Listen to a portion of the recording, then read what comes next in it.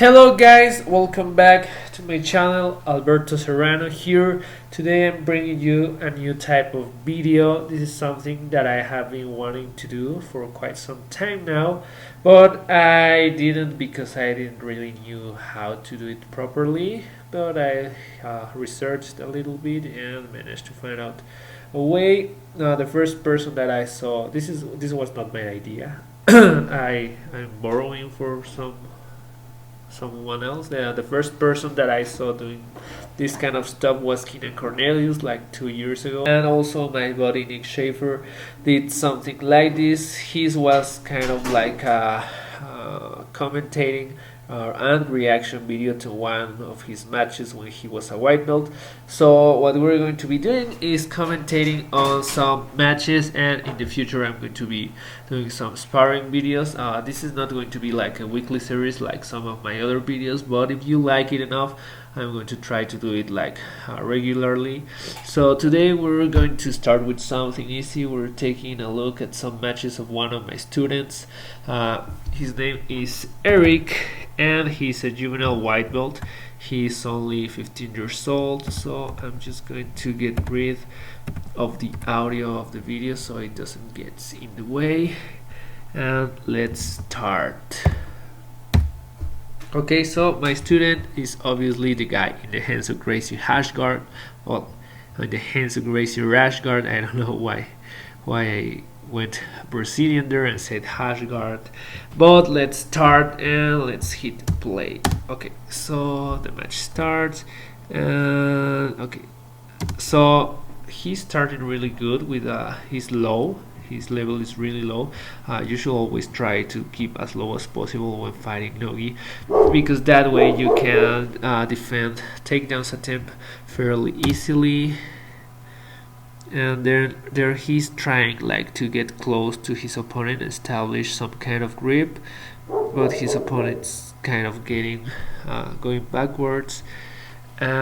He's just looking like for a chance to take down Erick, and there he goes. He managed to take him down, and as you can see, unlike at the beginning of the match, Erick is not in an upright position anymore. He is just like standing there.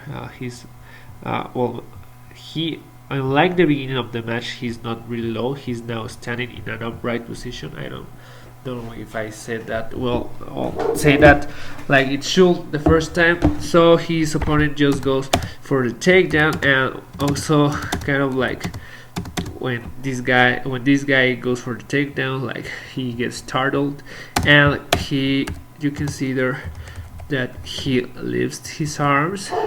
So this allows his opponent like a clear shot at Erick's leg.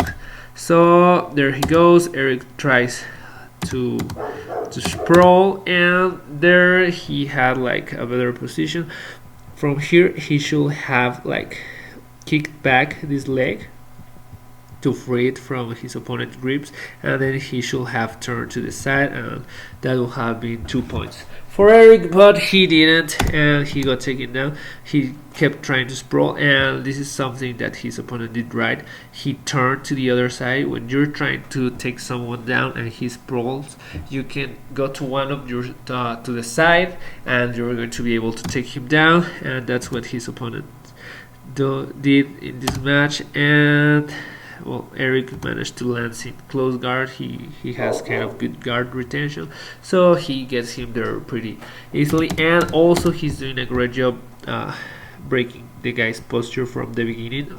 In close guard, you should always try to break the other guy's posture so you can attack triangles, arm bars, go for drags, a lot of stuff. So there we go. And here I know that we're kind of commentating on what Erick did, but I have to mention this. This is something I always tell my students not to do.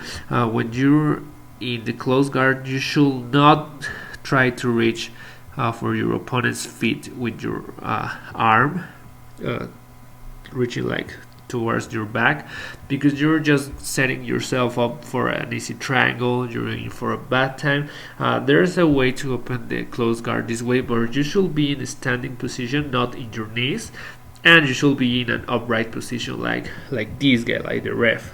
you know, but with one guy like hanging here in the close guard. Anyways, so all Erick has to do is like to open his guard, throw this leg over here, and we're going to get a triangle.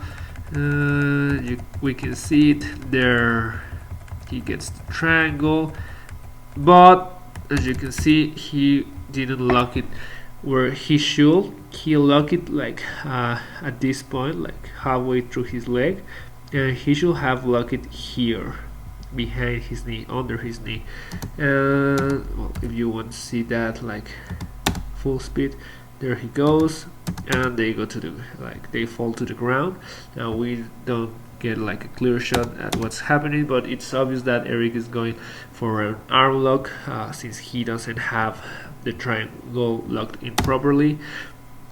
And there he goes, and they're going to turn at any time to this side, and there it goes. So we cannot really see it clearly, but in the arm lock, the thumb should be facing, well, like the rule of thumb, no pun intended, for the thumb in the arm lock is, some people say like that it should be like pointing to the ceiling, but that's only if you're like looking towards the ceiling. I like to tell them that it should look away from your hips, because if you're belly down, well, then it should be looking to the mat, and if you're like sideways, it should look the other way. So as a rule of thumb, the thumb should look in the opposite direction of your hips. We can see here like the arm like already bending in a way that it shouldn't, and because, well, since he has his opponent trapped in the triangle, he is going to get the tap. Actually,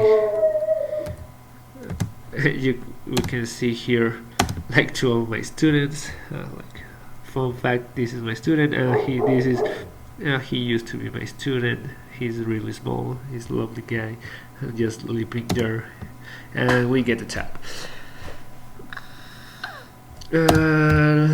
I don't know why Erick always like to complain about stuff even when he won. I think the guy wanted like to do the Brazilian tap and keep going. Anyways, let's get rid of this, and I'm going to get to, oh sorry, I'm just going to close the audio channel so we don't have to delete it. We go to the beginning,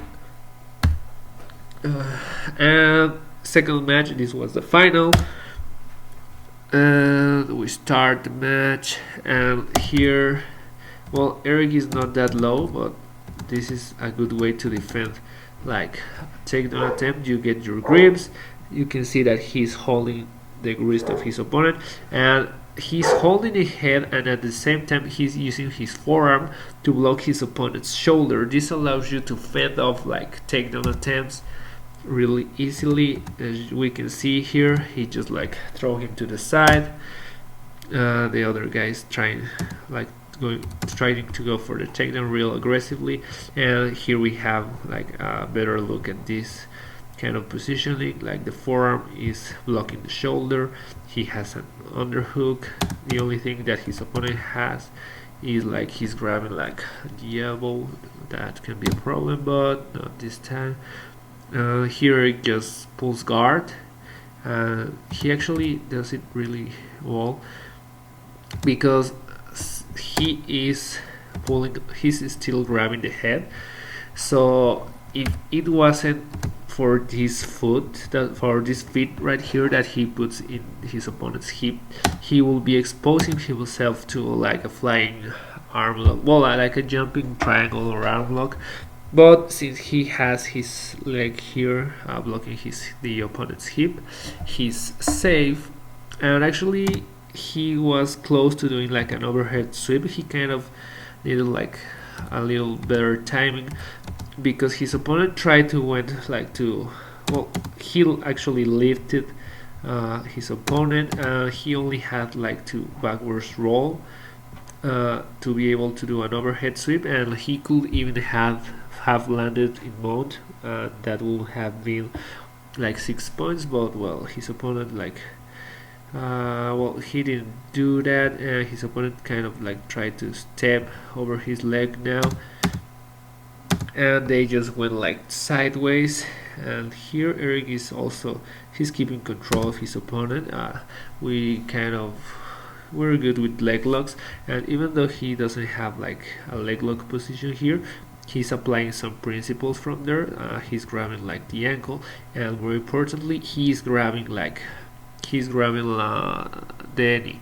If you grab the knee, it's harder for your opponent to just like yank his leg off, and well, he still has this feet in his opponent's hip. And from here, the other guy stands up, and Erick is trying actively to go into the Ashigarami. He wants to get this leg between his opponent's leg and throw this leg around this leg and place his feet here. But his opponent tries to go straight to mount. We see that he pushes this leg back and try to go for mount, but Erick does a good job like bringing this back and then using this leg and this arm to push his opponent in this direction so he can create the space to get into the Ashigarami. And there we have it, like feet in the hip and this leg between his opponent's legs. And well, here we have like a little problem. Well, first I'm going to show you what happened. Erick tried to go for the X guard, but he ended up getting his guard, well, almost passed. Well, I'm going to show you the mistakes. First mistake is like the control he has on this leg. If you want to go like he's like underhooking, but if you're going to underhook the leg, you have to bring it all the way to your shoulder, not the shoulder, the one on the other side, the one that we can see. But since his leg is here, we can know that it's not in the right position, so you should bring it here and then try to go for the X guard. And also, or he could have like just like hugged the leg like in a leg lock position, but he didn't have either. And then he goes for the transition, but he takes a lot of time. We can see these feet like just hanging around, floating there before he tries to go for the X. And since he didn't have a good control of this leg, his opponent was able like to put all his weight in this leg and just throw the rest of his body towards this side, like whoop, like that, and pass the guard. But Erick got, as I told you, kind of got a good guard retention, and he gets to the close guard. And now he tries to go for the straight arm lock, and it was like a good attempt. He starts by creating, like getting this arm in here and creating space with this one. But the mistake he did is that while you're creating space, you want like this arm has to move this way to rotate this arm. You have to rotate your opponent's arm so that his elbow gets exposed and you can attack it. And also he kind of do it like in a really passive way. This arm lock is more like an explosive movement. You have to go real quick, and he was like really slow, so that's why his opponent was able to rotate his arm that way and then create some space by pushing with his hand and yank his arm off.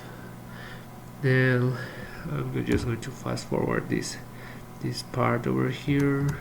Erick is just like breaking the posture, trying to get something, controlling the wrists. He actually could have gone like capitalized in this position. It was like kind of an easy sweep, but he didn't. Again, the arm lock attempt like really passive. He should have gone like a little harder, faster to be able to get that. Now he's controlling the wrists. His opponent gets up, and also he missed like a really good opportunity here, because again this opponent also did the reach behind the legs thing. Actually Erick just had like to throw his leg over here, and he will have gotten the triangle. But instead Erick goes for the sweep, and this guy goes into an upright position because of the sweep attempt. He's going like for this basic sweep where you just grab both ankles and then push on the hip. So he tries to do it with the guard closed, which is kind of hard. He fails, so he opens the guard and brings his knee together to be able to get more strength behind the push. And also he fails because, well, I don't know why he kind of opened the legs, maybe because his opponent grabbed his legs, so maybe he got scared of an ankle lock. So then after opening his legs, he pulls his legs back and goes for he's going to push in the his opponent with his feet on the hip. Here it actually looks like he kicked him in the balls, but the other guy didn't complain, so I think he didn't. It only looked that way. And now he did like a rookie mistake in here, because whenever you do some sweep like this one, or for example a sweep from a shigorami where you're controlling your opponent's leg, you should not let go of the leg or the foot that you're grabbing. At least you should keep controlling one and then get up with a technical stand up, or either thrust your hip forward. But in this case he lets go of the legs, so it turns into a race to be on top. Both guys are going to try to get on top, where both guys are going to try to get on top instead of the guy that swept ending up top. You see he lets go the foot, and from there this guy just bounces off the ground and tries to pass Erick's guard, and he kind of manages and gets into this headlock position, but Erick managed to get this hook in real quick, and now he only has to work for his other hook, where we can see here he's slowly bringing his leg into a good position, and then just finish using his hand to push the knee and get his other hooking. Now he gets the seatbelt position, and he only has to free his head to end up in the back. So he lets go of the seatbelt, and he just pushes the hand up to the upside. There he goes, and he goes straight for a rear naked choke. But as you can see, the choke is not that deep, it's not under the chin, and I actually tell my students that if their opponent like defends with the chin, just to go for the jawbreaker, but he's trying to squeeze to go like for the neck crank or jawbreaker, he has to get either for the choke or the jawbreaker, he has to get this hand behind his opponent's head. We shouldn't be able to see this hand. If he was going like for the neck crank, he should have, after getting this hand in here, he should turn like his upper body, rotate it to this side, so he will get the tap, but he didn't. And other important stuff that actually we can see here, if you take a look at his face over here, he's like squeezing with all his power, he's going 100%, and that's something that you shouldn't do when you're doing a choke, because if you have the choke and you squeeze 100%, you're going to get tired after 5 or 6 seconds, and you will have to relax and then squeeze again, and you're just getting tired, and in 5 seconds you're not going to get the tap. So what you should do is like go for like maybe 50-60% and have a longer squeeze to be able to get the tap. And actually I told him that like regulate your pressure, don't go 100%, and also get your position. And here we can actually see him not to me. Well, he still doesn't have like the position.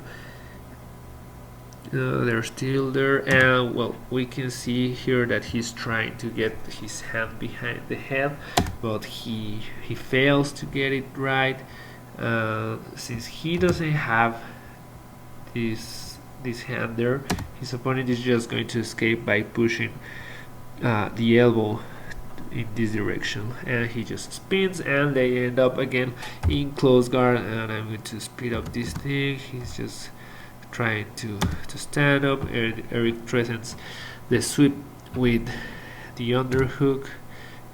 His opponent is not taking it. There we go. Fast forward, and there we have this again, like this guy just like going trying to reach for the legs, like a really bad mistake. And this time around, instead of just like going straight for the triangle, if he had went straight for the triangle, his opponent will have been in an upright position with posture, and it will have been easier to escape. But instead he uses some kind of arm drag. We work a lot of arm drags. So he drags his opponent's arm and then throws the triangle, and there we have it. Like, he actually only had like to bring his leg a little higher because his opponent did all the job of getting the arm outside. And there we have it. And now, when you're in the triangle, you should always you should always pull your opponent's head downwards. But since we're talking about juveniles, for some reason IBJJF prohibits that. It's not allowed to pull on your opponent's head on juveniles, which sucks because, well, then it's not a proper triangle. So that's why Erick goes straight for the arm lock, and he kind of had it. Like here he had it. The thumb was facing in the opposite direction of the hit, but when they land in the ground, his opponent managed like to turn his arm. Now the thumb is pointing in this direction instead of in this direction, and so he's not getting the tap even though he's applying pressure with the hip. And then he tried to correct, but this guy keeps trying to defend with the other arm. He managed to get his elbow here. If you can see here, the elbow is now on the mat instead of in the hip, so that's why there's not he's not tapping. He's working his defense. Erick's trying to go for the arm lock, and now we have another tip for you guys. As you can see here, the elbow is already out. So whenever your opponent gets his elbow out, he's almost guaranteed that he escaped the triangle. So instead of holding on to this submission that it's already lost, you should let go and try to recover your guard, because if you hang on the submission for too long, you're going to just get your guard pass. And it's almost what happened here. Erick's like trying to keep the triangle, but his opponent goes for the guard pass, and Erick got good guard retention, and also his opponent goes for a half-assed armbar over there. Like, he is there, he's trying to pass. Erick pushes on the hip, and that's why his opponent tried to capitalize on the arm lock, but Erick just rolls with the momentum and gets on top. Not really a threat there. And then Erick's pass the guard, he gets his points, and then he goes for new belly to get 2 more points. And after I tell him that he has the points, he goes straight for the mount, 4 more points. Then he goes for this arm triangle, which is something that we use a lot to then like farm some points before trying to attempt a submission. I actually will show you the sequence that we use. It's like a loop that you can repeat over and over again and get like 9 points every time you do it. But that will be the How to BJJ video series. And this is the end of the fight. They were really like at the they were like at the end of the mat, and his opponent did like this explosive upa, and Erick landed. I mean, he missed the mat by inches, and he landed on his head like really bad, and he couldn't continue, guys. So that was the end of the match. He was winning like by 11 points. There was 1 minute left in the clock, but well, that sucks. So anyway, guys, thanks for watching. I hope you liked the video. Let me know what you think of it. I always wondering if I should like add some music to the background, so let me know. And well, guys, I'll try to do this as often as I can if you like it, so let me know what you think of this video. I'll see you on Tuesday for the vlog and on Wednesday for the technique video. We're starting soon with no-gi stuff. This next week we're doing gi again, and after that we're going no-gi, and I think I'll start no-gi with some leg locks. So keep tuned, guys. Thanks for watching. Remember to subscribe if you haven't already. Check out some of the other videos if you haven't, like the vlog and the technique videos. I will leave links for everything down in here. So take care. I'll see you guys on Tuesday.